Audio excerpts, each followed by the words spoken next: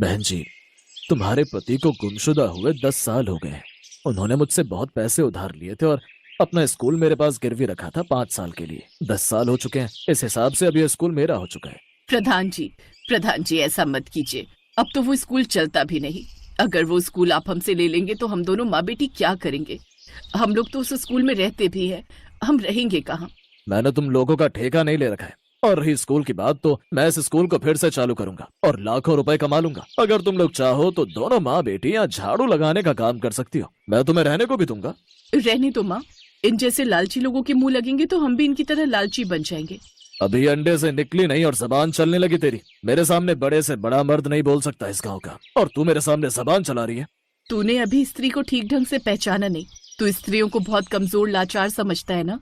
और वो इसलिए समझता है क्योंकि डरपोक लोगों ने इतिहास में हम स्त्रियों के बारे में ऐसी चीजें लिख रखी है। देखना, तू एक दिन इस स्कूल में झाड़ू लगाने के लिए भी तरसेगा, लेकिन तुझे मैं वो काम भी नहीं दूंगी। चलो माँ।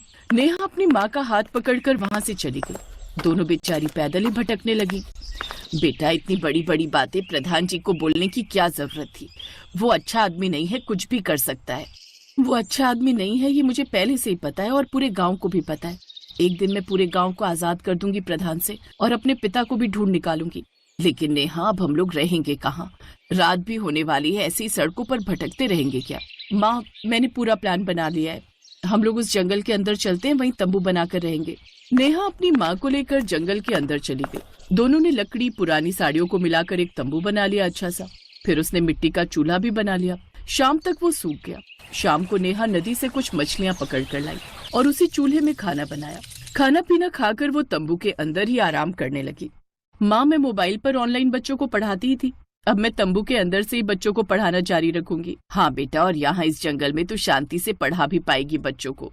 अगले दिन नेहा मोबाइल पर ऑनलाइन क्लासेस दे रही थी बच्चों को। तभी बीच में वो बोलने लगी, बच्चों, सबसे पहले मेरी बात ध्यान से सुनो। तुम लोग सिर्फ मेरे स्टूडेंट ही नहीं, बल्कि मेरी सेना हो। अब मैं इस जंगल में रहती हूँ, यहाँ चारों तरफ हरियाली और शांति है। ये वीडियो ज्यादा से ज्यादा लोगों को शेयर कर दो, क्योंकि अब इस जंगल में मैं बच्चों को फ्री में पढ़ाऊंगी। जिन भी बच्चों के पास फीस देने के लिए पैसे नहीं है, वो कभी भी भावनगर के इस जंगल में आ सकते हैं। उन्हें मैं फ्री में पढ़ाऊंगी। मैम, ये तो बहुत अच्छा सोचा आपने। मेरे घर के पास भिखारियों का पूरा इलाका है। वहाँ के बच्चे पढ़ना चाहते हैं, लेकिन उनके पास फीस नहीं है। मैं सबको लेकर आती हूँ कल। ठीक है सावित्री, कल तुम उन्हें लेकर आओ। मैं इंतजार कर रही हूँ। चलो पढ़ाई शुरू करते हैं और जानते हैं औरंगजेब का इतिहास। बच्चों को पढ़ाने के बाद ममता ने लकड़ी का एक बोर्ड बनाया। फिर चूल्हे में कुछ लकड़ियां जला दी और उसकी काली राख से एक ब्लैक बोर्ड बनाकर तैयार कर दिया। सुबह तक वो सूख गया और बाहर जाकर वो चौक भी ले आई। बिटिया, तुमने तो तंबू के बाहर पूरा क्लासरूम ही बना दिया। पूरी साफ सफाई कर दी तूने। और ये ब्लैक बोर्ड तो बहुत खूबसूरत लग रहा है, जैसे हमारे स्कूल में होता था। माँ, मैं प्रिंसिपल की बेटी हूँ। ये सब तो मेरे बाएं हाथ का खेल है। थोड़ी देर बाद उसकी स्टूडेंट सावित्री बहुत सारे गरीब बच्चों को लेकर वहां आ गई। अब नेहा उन बच्चों को हर रोज मुफ्त में पढ़ाने लगी और पढ़ाते समय वो अपने मोबाइल से लाइव रहती थी।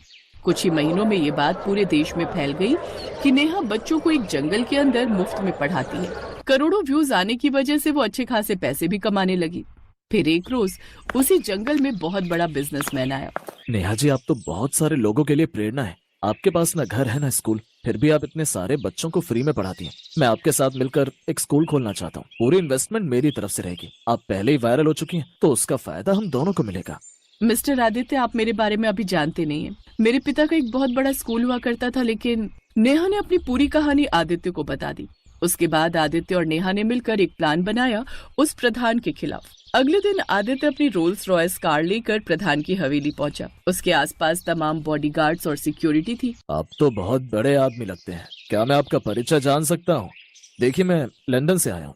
मैं इस गांव में एक फैक्ट्री डालना चाहता हूँ, इसीलिए आपकी परमिशन और जमीन भी चाहिए। मैनेजर, इन्हें 2 करोड़ रुपए दे दो और परमिशन लेटर पर सिग्नेचर करवा लो। 2 करोड़ रुपए कैश देखकर प्रधान के मन में लालच आ गया और उसने बिना देखे ही पेपर्स पर सिग्नेचर कर दिए। अगले दिन आदित्य नेहा के साथ उसके स्कूल आया। मुनीम और प्रधान वहीं पर मौजूद थे। प्रधान, आज तो मुझे पूरी दुनिया जान गई है। तुम तो पहले से ही जानते हो। चुपचाप ये गांव छोड़कर निकल जाओ, क्योंकि ये स्कूल तो मेरे नाम हो ही चुका है।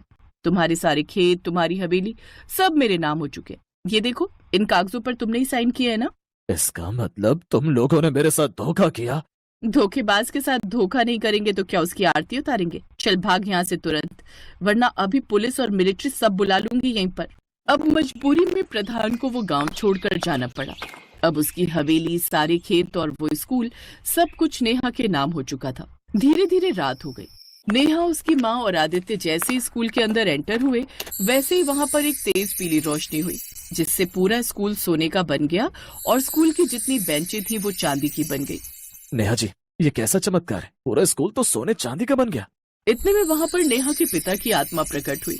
ममता, नेहा, आज मैं बहुत खुश हूँ कि तुम लोगों ने मेरा बदला ले लिया। इस प्रधान ने मुझे अगवा करके इसी स्कूल के तहखाने में डाल दिया था ताकि वो स्कूल तुम लोगों से हड़प सके। मैंने खुद को बचाने की बहुत कोशिश की लेकिन नहीं बचा पाया और ये दुनिया छोड़कर चला गया। पर अब मुझे शांति मिल चुकी है। आप इस तरह हमें छोड़कर नहीं जा सकते। पापा, पापा, भगवान से बोलकर आप वापस लौट आइए ना। ये सब कुछ मैंने आपको पाने के लिए ही तो किया था।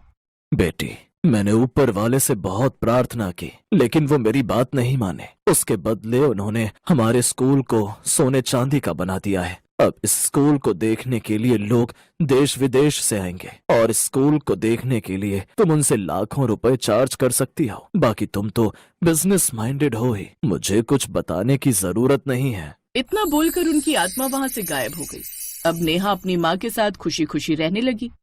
आदित्य ने सोने चांदी के स्कूल के पास ही एक दूसरा स्कूल भी खोल लिया कुछ ही सालों बाद। नेहा, मैं इतना बड़ा बिजनेसमैन तो बन गया हूँ लेकिन मेरे आगे पीछे कोई नहीं है। अब मैं भी अपना परिवार बसाना चाहता हूँ और मुझे लगता है तुमसे अच्छी लड़की मेरे लिए कोई नहीं मिलेगी। क्या तुम मुझसे शादी करोगी? आदित्य, मुझे भी आपका नेचर और आपका बिहेवियर बहुत पसंद है, लेकिन आपको मेरी माँ से मेरा हाथ मांगना पड़ेगा। माँ ने सब कुछ सुन लिया है। मैं तो कब से चाह रही थी कि तुम दोनों शादी कर लो, क्योंकि तुम दोनों की जोड़ी धमाल कर सकती है। कल ही पंडित जी को बुलाकर तारीख तय कर लेते हैं। अगले ही दिन ममता ने पंडित जी को बुलाया। पंडित जी ने दोनों की कुंडली देखी और कहा, आप दोनों को तो बहुत पहले शादी कर लेनी चाहिए थी। अगर आप लोगों ने अगले 3 दिन से पहले शादी नहीं की तो उसके बाद पूरे 10 महीने तक कोई दूसरा मुहूर्त नहीं है। पंडित जी, आप फिक्र मत कीजिए उसकी, हम लोग परसों ही शादी करेंगे। तो इस तरह 2 दिन बाद नेहा ने आदित्य से शादी कर ली और उसी गांव में खुशी